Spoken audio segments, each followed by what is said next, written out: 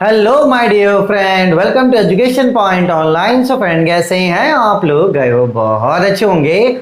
सो मेरे प्यारे बच्चों, आज हम लोग बात करने वाले हैं प्रोबेबिलिटी एंड स्टैटिस्टिक्स के सिलेबस और क्लास अनाउंसमेंट के बारे में फॉर आरजीपीवी यूनिवर्सिटी भोपाल। ऐसा मेरा प्यारा बच्चा जो अपना बीटेक आरजीपीवी यूनिवर्सिटी भोपाल से कर रहा है और अभी अभी अपने सेकेंड ईयर के थर्ड सेमेस्टर में गया है बेटा, और जिनका ब्रांच AIML है, artificial intelligence and machine learning, AIDS artificial intelligence and data science, और नॉर्मल डेटा साइंस जिनका ब्रांच है बेटा। तो इन ब्रांच के बच्चों को थर्ड सेमेस्टर में पढ़ना पड़ता है प्रोबेबिलिटी एंड स्टैटिस्टिक्स। तो इसी प्रोबेबिलिटी एंड स्टैटिस्टिक्स के सिलेबस और क्लास अनाउंसमेंट के बारे में इस वीडियो में हम लोग बात करने वाले हैं। साथ ही साथ बेटा मैं आपको कोर्स का डिटेल भी यहाँ पर बता दूंगा किस तरीके से आप इस सब्जेक्ट का कोर्स कर सकते हो बेटा, क्योंकि एक लौता ऐसा सब्जेक्ट है जहां पर कोई डेमो लेक्चर्स में नहीं देने वाला हूं। तो मैं आपको आगे एक्सप्लेन कर दूंगा कि मैं डेमो लेक्चर्स आपको प्रोवाइड क्यों नहीं करवा रहा हूं। चलिए सबसे पहले बात करते हैं हम लोग सिलेबस का। देखो, सिलेबस की बात करें बेटा तो सिलेबस मानकर चलो कि बहुत ईजी है। सिलेबस में ऐसा कुछ भी नहीं है जो आपको परेशान करे बेटा। देखो, स्टार्टिंग का जो फर्स्ट यूनिट, सेकेंड यूनिट और ये जो आपका थर्ड यूनिट है, ये बेस्ड है आपके प्रोबेबिलिटी पर। ये बेस्ड है आपके प्रोबेबिलिटी पर बेटा, ठीक है। तो यहां पर प्रोबेबिलिटी क्या है? देखो, यहां पर प्रोबेबिलिटी एक पार्ट आपका क्लास 12 का यहां पे लिया गया है, ठीक है। जैसे क्लास 12 में आप लोग कंडीशनल प्रोबेबिलिटी पढ़ते थे, बेस थ्योरम पढ़ते थे, तो क्लास 12 का आपको थोड़ा सा पार्ट पढ़ना है बेटा। और इंजीनियरिंग में प्रोबेबिलिटी का क्या है ना बेटा, 3-4 पार्ट है जो इंपॉर्टेंट है, जैसे कि बाइनोमियल, बाइनोमियल के बाद आपका पॉइजन्स, पॉइजन्स के बाद बेटा आपका नॉर्मल, ठीक है, और नॉर्मल के बाद एक आपका आता है एक्सपोनेंशियल, एक्सपोनेंशियल। तो मानकर चलो कि अगर आपको इतनी प्रोबेबिलिटी आती है बेटा, और अगर क्लास 12 में बात करें तो क्लास 12 का कंडीशनल प्रोबेबिलिटी, ठीक है, और कंडीशनल प्रोबेबिलिटी के अलावा ये जो बेस थ्योरम है ये हो गया बेटा। तो इतने टॉपिक्स जो है बेटा, ये मानकर चलो कि इंपॉर्टेंट टॉपिक्स हैं, ठीक है। और इसके अलावा भी मैं यहाँ पे देख पा रहा हूँ कि कुछ और चीजें आपको पढ़नी है बेटा। तो फिलहाल मैंने क्या किया है, कोर्स में ये जो पार्ट है ना, ये जो इंपॉर्टेंट पार्ट है, ठीक है, इसको मैंने पार्ट ए का नाम दिया है कोर्स में। तो इसको मैंने क्या किया बेटा, आपको कवर कर दिया, ताकि प्रोबेबिलिटी के बारे में आपको एक बेसिक आइडिया भी हो जाए और जितने इंपॉर्टेंट टॉपिक्स हैं प्रोबेबिलिटी में वो आप पढ़ लो। इसके अलावा भी टॉपिक्स हैं बेटा, लेकिन वो गेट एग्जाम में भी नहीं पूछा जाता और उतनी इंपॉर्टेंट भी नहीं है। लेकिन हाँ, ये जरूर है कि आपके यूनिवर्सिटी एग्जाम में आ सकता है। तो फिलहाल जब आप कोर्स लोगे तो पार्ट ए में आपको मैं इतनी सारी चीजों को दूंगा। आप इसे 3 यूनिट के रूप में देख रहे हो, यूनिट 1, यूनिट 2 और यूनिट 3। मैं इसको एक ही यूनिट मान रहा हूं कि एक ही यूनिट है, ठीक है। इसमें अपन को प्रोबेबिलिटी पढ़ना है अच्छे से, ठीक है। तो मैंने कैरेक्टराइज किया कि नहीं भैया, इसको मैं अलग कर रहा हूं।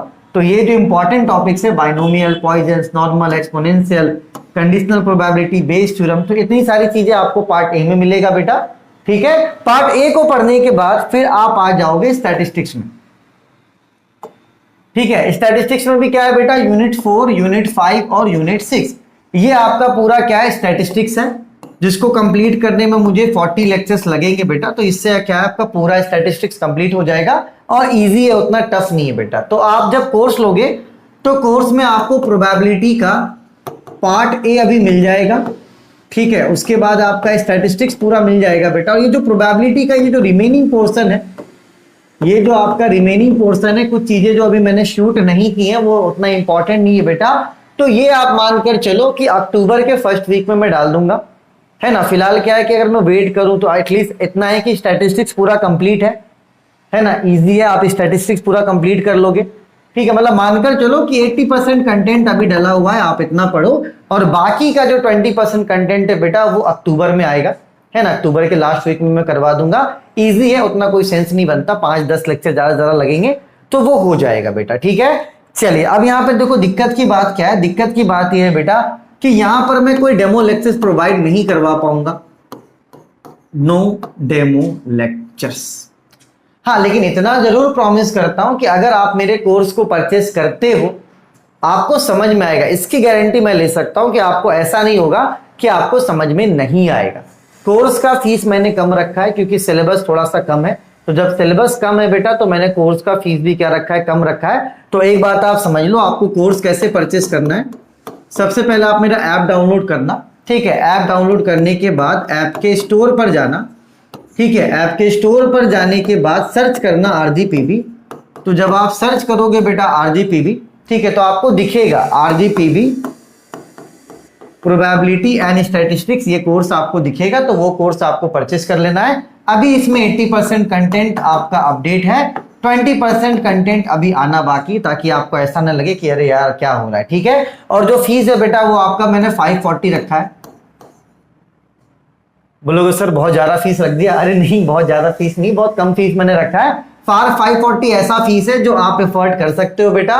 लेकिन यहां पर एक मैं आपसे बोलूंगा कि डेमो लेक्चर्स नहीं है, ठीक है। तो डेमो लेक्चर्स की उम्मीद मत करना बेटा, क्योंकि ड्यू टू शेड्यूलिंग अभी मैं डेमो लेक्चर्स प्लॉट नहीं कर सकता हूं। तो डेमो लेक्चर्स के लिए जाऊंगा तो कोर्स आपका और डिले होगा बेटा, तो वो मैं नहीं कर सकता हूं। तो जो मुझसे मैथमेटिक्स 1 और 2 पढ़ चुके हैं, निश्चिंत होकर आप जाके कोर्स ले लो बेटा। कोई भी देखो, आप ही के लिए तो मैं कर रहा हूं ना। मुझे ऐसा लगा कि नहीं, इतना बड़ा कोर्स नहीं जिसका फीस 800 रुपये होना चाहिए। मुझे ये रियलाइज हुआ कि ये कोई इतना बड़ा कोर्स नहीं है जिसका फीस 800 रुपये होना चाहिए बेटा। तो मैंने खुद देखो यहाँ पे फीस क्या किया, आपका 540 रुपीज कर दी, ताकि कोई दिक्कत आपको यहाँ पर नहीं हो, ठीक है। तो मैं आपके लिए अच्छा सोच रहा हूं। अगर आपको दिक्कत है, आप नहीं कहीं से प्रिपेयर कर पा रहे हो, है ना, आपको ऐसा लगता है कि नहीं है, तो मैं तो ये बोलूंगा कि पहले आप खुद से पढ़ो।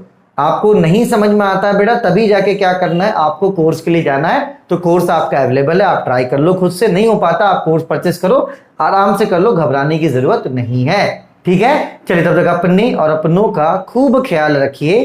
Take care, bye bye, Tata.